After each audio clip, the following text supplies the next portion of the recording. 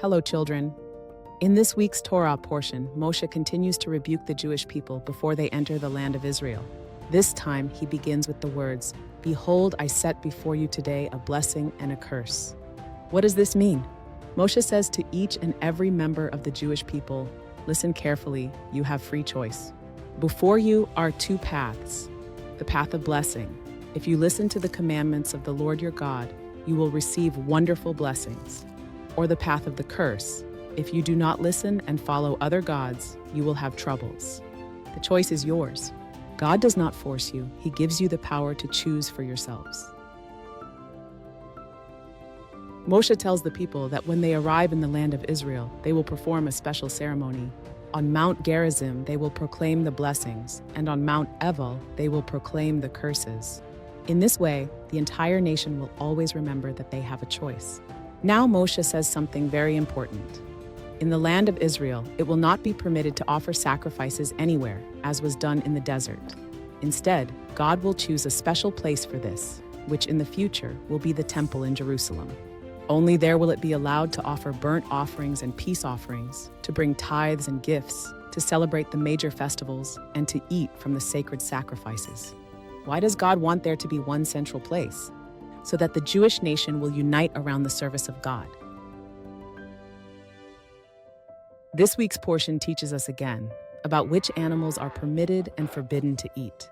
Moshe wants to make sure that the people remember this very well before entering the land. The animals that the Torah says are permitted to eat are ox, sheep, goat, ram, deer, roebuck, and gazelle, which are certain wild animals. The animal must both have split hooves and chew its cud. Now the Torah lists the forbidden birds and mentions their names. The eagle, the ossifrage, the osprey, and all birds of prey. Only domestic birds like chicken, goose, and duck are permitted. And after we've learned which animals are permitted and which are forbidden, the Torah commands, "You shall not cook a kid in its mother's milk." This is the basis for all the laws of meat and milk, which prohibit mixing meat and milk. And there are many details in this commandment. Kosher fish are only those that have fins and scales. These are considered the fish that are permitted to eat. Remember that earlier we learned about the sabbatical year, when every 7 years a person stops working the land and allows the soil to rest? Moshe talks about this special commandment, which is observed only in the land of Israel. Every 7 years, in the 7th year, it is forbidden to work the land. No sowing and no harvesting. The land must rest, just like on Shabbat. Whatever grows on its own is free for everyone, for the poor and the rich alike. All debts are erased. Anyone who owes money, the debt is forgiven. What an amazing law. This way, we learn that everything belongs to God, and He takes care of the poor and the weak. For the poor will never cease from the land. Moshe says something important. You shall surely open your hand to your brother, to your poor and needy in your land. There will always be people who need help, and it is our duty to help them. Don't be stingy, but give with a generous heart.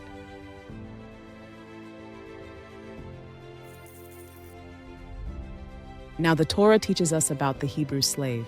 If a Jew is forced to sell himself as a slave because he owes a lot of money and has no way to pay, then after 6 years he goes free.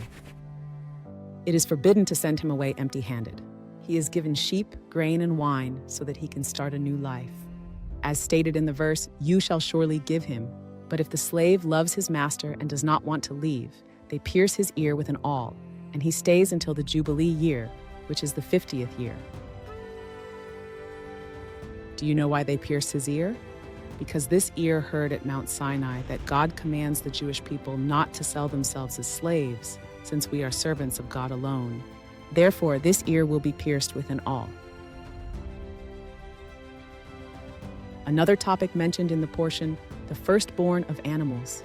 Every firstborn of a cow, sheep, or goat is holy to God.